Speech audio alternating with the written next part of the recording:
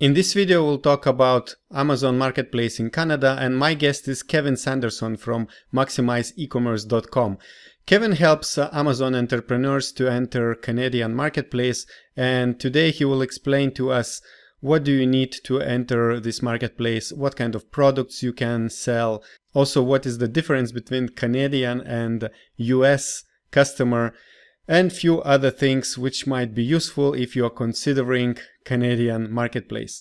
And of course, if you would like to watch more videos like this, where we talk to different Amazon industry experts, software creators, don't forget to subscribe below to the Orange Klik YouTube channel, click the notification bell as well, and enjoy this conversation.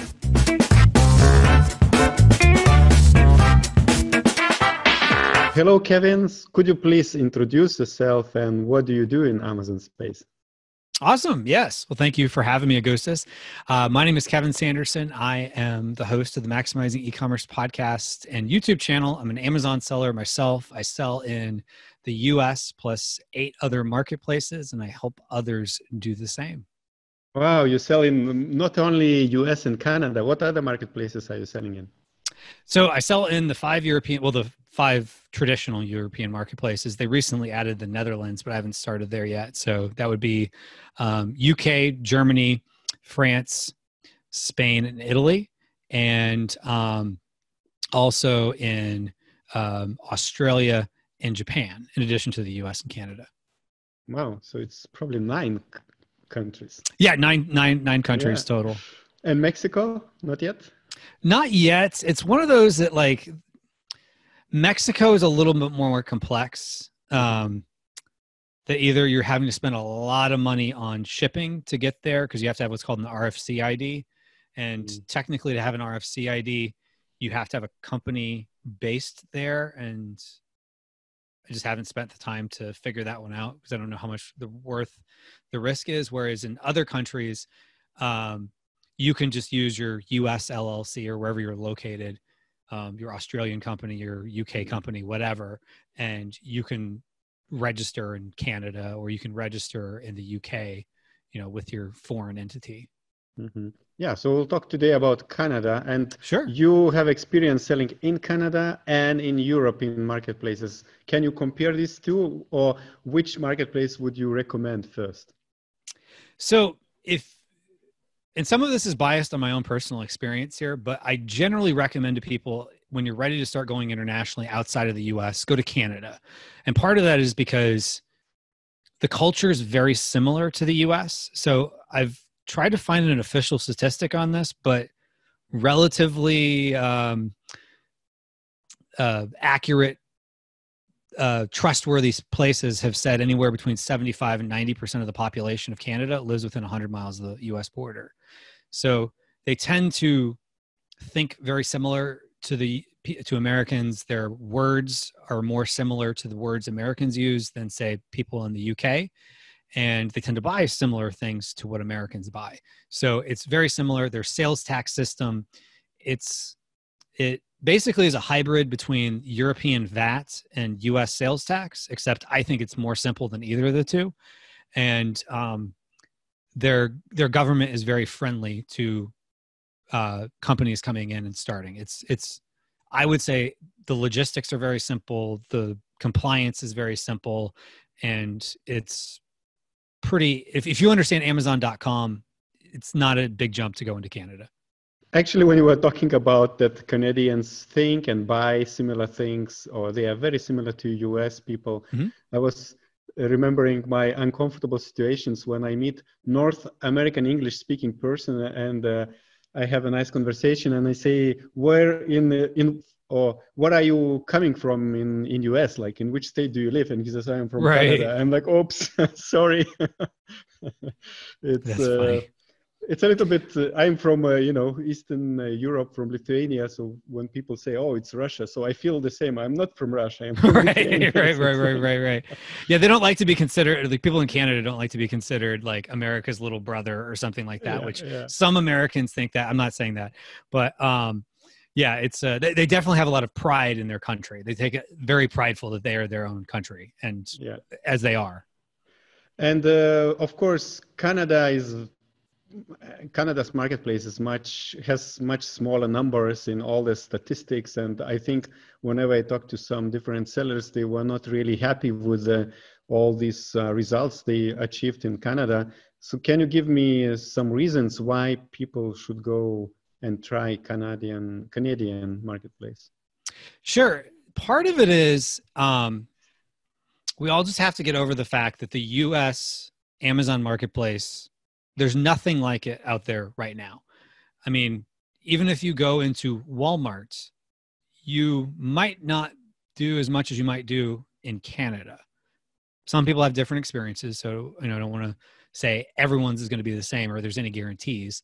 But if you look at it this way, Canada might be an extra 10, 15%. I've seen people that have been as high as what their US sales are. They would get maybe 25 or even 35% of that in Canada, which is pretty good when you think about it, because if you were to say, try Walmart.com, which Walmart, I mean, it's a big company, but like the onboarding experience is nothing like what Amazon is. It's a whole new algorithm, whole new set of everything. Just how you do things is so different. Or if you go into eBay, I mean, customer expectations are completely different. How they, manage listings, everything is different. And you got to figure out fulfillment for all these different other marketplaces where truly Amazon Canada, it's a drop down. So you just go from, the US to Canada. And the nice thing is compared to Europe, your value added tax, which is often 20%, is included in the selling price. So it's kind of like if you go to a stadium in the US and you buy a beer from the person who's selling, walking up and down the steps, if they say it's $10, it's $10, but they don't actually, the company that's selling it isn't actually keeping $10. Part of that is the sales tax is included in that. That's just everything in Europe. And it's a big percentage number. Whereas in Canada, they add the sales tax on top. So you're not eating that into your margins. And in my own anecdotal experience and in talking to people that have lived in Canada, if you take whatever the exchange rate is, so it's usually between 1.3 and 1.4 US dollar, 1.3 to 1.4 Canadian dollars for every US dollar. You can often add an extra dollar or two depending on the product, sometimes even more, because people are just willing to pay more because Toronto, Montreal, Vancouver, those are all really expensive cities, like New York, San Francisco level expensive, or people live out in the boondocks and it might take them an hour to get to a general store that has like 1,000 products, or they can go on their phone, press a button, and in a couple days, whatever they want arrives at their doorstep. So people are willing to pay a little bit more for that convenience. So even though the actual top line sales is generally less than what the top line sales would be in the UK, some people might even end up with more money in their pocket at the end of all that because of Canada, because of you're not including the sales tax in it, as well as the fact that people are willing to pay a little bit more. All right. And what would be the first steps for a foreign entity to enter a Canadian marketplace to sell on Amazon? What are the requirements?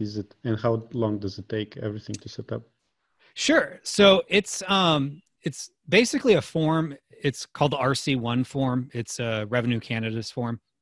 So you fill it out, you literally fax it to the Canadian Revenue Agency. You can also mail it in, but I recommend faxing it because at least you have a paper trail of when it was sent to them, because if for whatever reason they are missing it, you have the documentation. And I've seen them allow you to have like whatever day you faxed it is, because they go with the very first in, first out format. So you'd register for what they call a business number, which is the equivalent in the US of an employer identification number, EIN number. So it's very similar to that. And then you would want to get their GST, HST, which is their basically federal sales tax. And then also you want to get a non-resident import number. So you're basically, there's a little box you check on the form for import, export.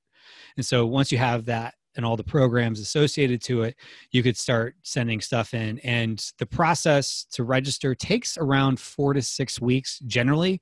Now, if there's a pandemic, that can sometimes slow it down, or there was a time last fall as we're recording this that they suddenly required all their Uber drivers to register. And so that kind of put them back a little bit. So point being, the sooner you get started, the sooner you'll have the business number.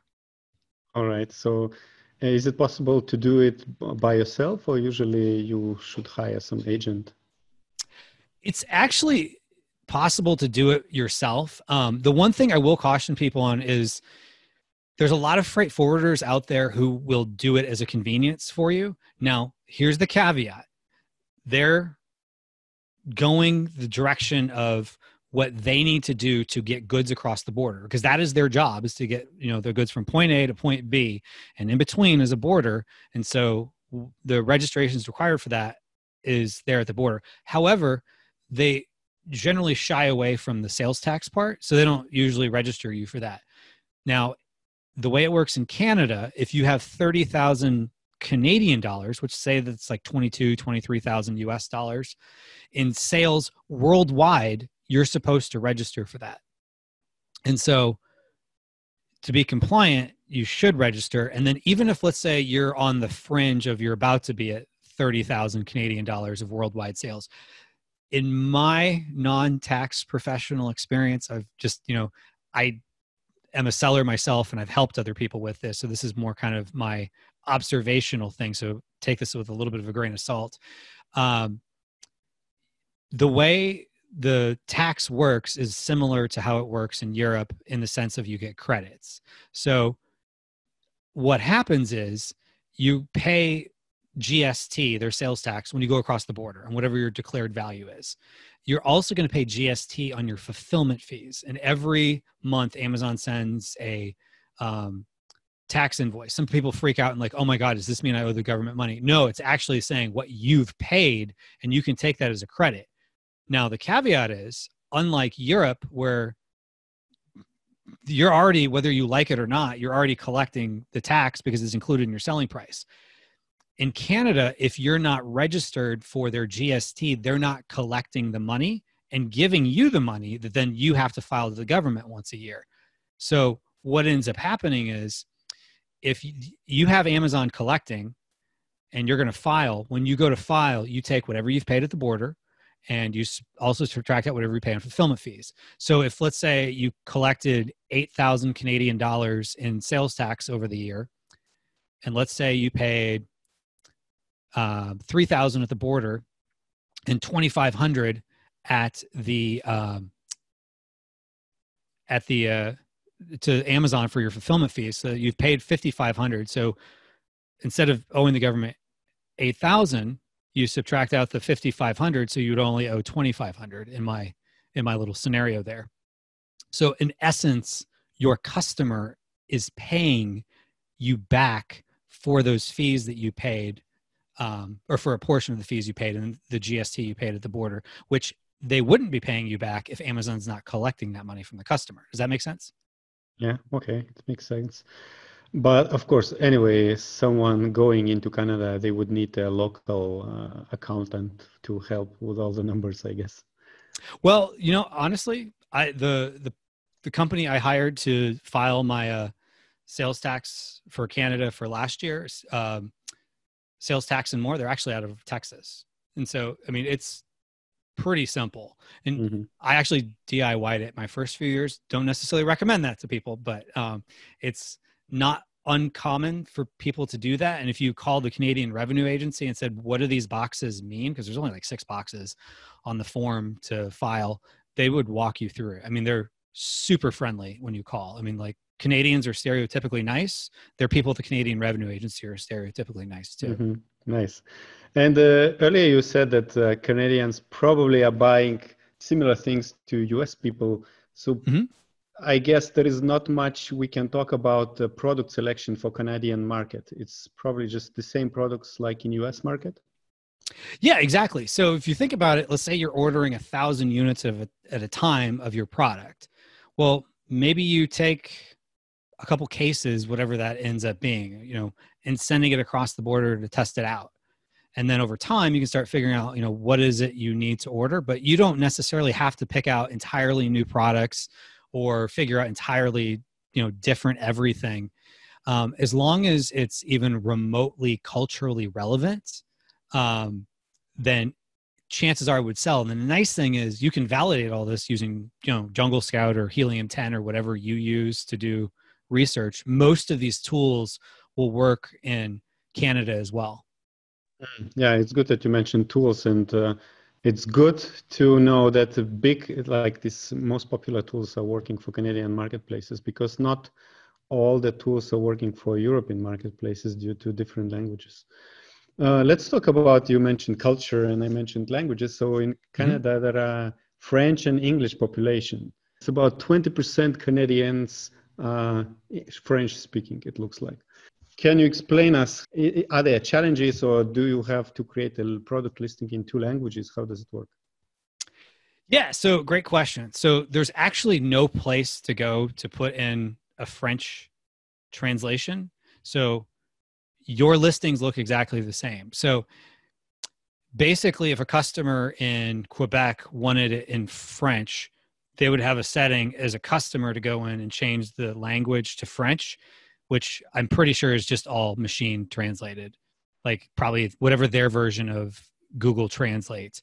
Or they might have a browser that just does the Google Translate version of changing the words on the screen. Now, one question people often ask is about the product itself. Do they have to have everything in English and French? Well, there's the by the book answer and then what ends up happening in practice. And so the by the book answer is officially everything has to be in English and French in Canada. There are certain products that you really can't get around that with. Like one of them is supplements. To sell supplements, you have to have what's called the NPN number, which is a natural products number. And in order to get that, you have to have a label that you can show to Health Canada that proves that you have, the different languages and all their, compliance stuff. Now, if you're selling spatulas, probably no one of your competition is, putting French on the labels and things like that. And some of that is the way I've had it explained to me by people that have lived in Canada is most people don't really care. It's kind of if you think of it this way, if you're going on Amazon.ca, it's a website that's normally in English. So the expectation is the products you're getting are going to be in English, and oftentimes they're going there to purchase products that they might not be able to buy otherwise. And so, yeah, if it was something that required like government approval, just because it's an official thing, you generally can't get around that. But, if you're selling a water bottle and, you have like a label on your packaging when it arrives to the customer and it's all in English, things could always change, but I've not seen or heard of one instance of someone having an issue with that. Mm-hmm. Yeah, it's good to know. And in Europe, delivery times is probably 1 day, maybe maximum 2 days for Prime users. Mm-hmm. In US, it's about 2 days. What about in Canada? What are they promising? What kind of delivery dates? It's about 2-3 days. And some of it is because, like, if you think about Canada, Canada is actually the second largest country by landmass, but population-wise, it's around the size of California population. So they've got fulfillment centers in Ontario, which would be on the east side of the country, and then British Columbia, Vancouver area on the west side, and then Alberta, which would be kind of like, I guess you could say the Rocky Mountain type area, like, mm-hmm. It might be a little bit more west than Denver. I'd have to look at a map, but it's kind of like Westernish. So that's pretty much where their fulfillment centers are in Canada. So it just takes a little longer, but generally it's about 2-3 days for the customer to get it. And do you feel that Canadian customer is a little bit different in, I don't know, the way they shop or the way they write reviews? I don't know. Honestly, I think they're a little nicer. So, I have found if they email you with a problem, they're a little bit more friendly in how they address it. Most people in general are pretty nice, but you always get the outliers that are just a little bit more rude or short. You get less of that in Canada, I have found. I have found as a percentage, they tend to leave more reviews. And at least with my products, they tend to be just as favorable, if not more favorable, than they are in the US. Mm-hmm. And talking about reviews, of course, there are a lot of different strategies to get them. Do you use the same kind of strategies to get reviews in Canadian markets or like in US, or there are some other observations you have seen? Yeah, good question. So once upon a time, it used to be when you take your product and let's say you put in the ASIN or the UPC in Canada, it would bring over the reviews and they would show up at least on the search page, sometimes on the listing page. Amazon's always testing things, but it would be the US reviews. But then once you got a local review, if you had 5,000 reviews, it'd all of a sudden be one. Well, they've recently not officially changed that, but it seems to be the way they're going now, is even in the US, you'll find your worldwide reviews start to show up on your US products. And so the converse of that is true. So if you have, a couple hundred reviews on a product in the US and you offer it in Canada, you're not starting over from scratch. You already have some social proof and they don't seem to be taking that away anymore. So your Canadian reviews are just kind of adding to it a little bit faster. And it seems to also be helping your US reviews. And I remember when they first did this, it was earlier this year, I had a product that, let's say it had 88 reviews. And then like a week later, I looked and it had 133. I honestly was worried that like I had like a bad faith competitor who was like putting fake reviews of my product. And so I was about to send this like mea culpa, I didn't do anything wrong type of email to Amazon. And then I realized, oh, no, it's just my UK reviews, my Canada reviews. Some of them were in like German or whatever. And so I was like, oh, that's okay. And then I started noticing it was kind of around the globe. So it's not official. I don't know that they have an official policy on that, but generally speaking, your reviews are going to carry over as long as it's the same ASIN and or UPC code. Yeah, so takeaway is that use the same identification codes which you use for US or even European products so that the Amazon is able to merge those kind of listings. And yes. What kind of product launching strategies do you use to kind of push your new products in Canada? So honestly, in Canada, I generally just do PPC and go. And most people I talk to, even the ones that do like, the higher type of numbers in Canada, that's usually their strategy too. In fact, I know someone that she's doing about 60 units a day. And she says, for the most part, it's just PPC in Canada. And generally speaking, because most people tend to see around, let's say 10, 15% of their US sales they see in Canada, there's not as much upside. So in the US, there might be people giving away 10, 20 units a day just to stay on page one of a competitive product, whereas they may not even be doing that in Canada because it's just not worth their time to figure all that out. So generally speaking, you have less competition. Generally speaking, if your competition, let's say they have a product with 30 children variations in the US, that same product, if it's for sale in Canada, might have 10 or something like that. Like it's just fewer. It's just everything tends to be a little bit smaller. So the strategies don't seem to have as much bang for their buck of like all the aggressive things people do in the US because there's not as much bang for the buck in doing that. So it actually makes it simpler to launch.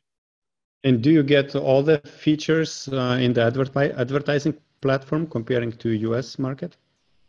Yeah, US tends to always be the first. So some of the newest stuff, there's always a delay, but most things that are available in the US are also available in Canada. So like, your A+ content, stuff like that. So I haven't tested it to see if like sponsored video or sponsored display is available in Canada.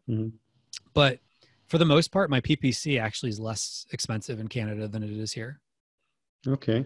And do you do any kind of listing optimization different from US market, or you just copy paste the same text and just use the same images? Yeah, so images are going to be, and this is one thing I've learned through trial and error, images pretty much are going to be the same for that ASIN everywhere. So if you need it to be in another language, you might just have to have a whole different ASIN, like for example in Germany or whatever. So by and large, your optimization is going to work pretty well. So going back to what I was saying earlier, the words people use to describe it in Canada are going to be very similar to the words people would use to describe or look for that product in the US, whereas UK, it might get a little more different. But over time, you can start seeing your search term reports and things of that nature and start seeing like, oh, okay, for some products, they might use slightly different terms, which you might want to incorporate into your titles and things of that nature, because you can have different titles, bullets, and description in Canada. But to start, I'm a firm believer of start simple and add the complexity on later. So as you get data, then you could potentially start, updating your listings for at least the words you use. Mm-hmm. All right. And since we talked about different languages existing in Canada, French and English, mm-hmm. do you often get French written customer inquiries? Yeah, good question. So maybe for every 50 or 60 I get in English, I might get one in French. And what I've generally done in that, copy the message, translate.google.com, French to English. Okay, that's what they were saying. Flip it back around, type in my response in English, take the French translation, copy it, paste it into my message back. And I've yet to have anyone come back to me and say, I can't believe you just said that to me. It seems to work. Okay, so I remember that you told me earlier that you have some kind of course about how to do stuff in Canada, right?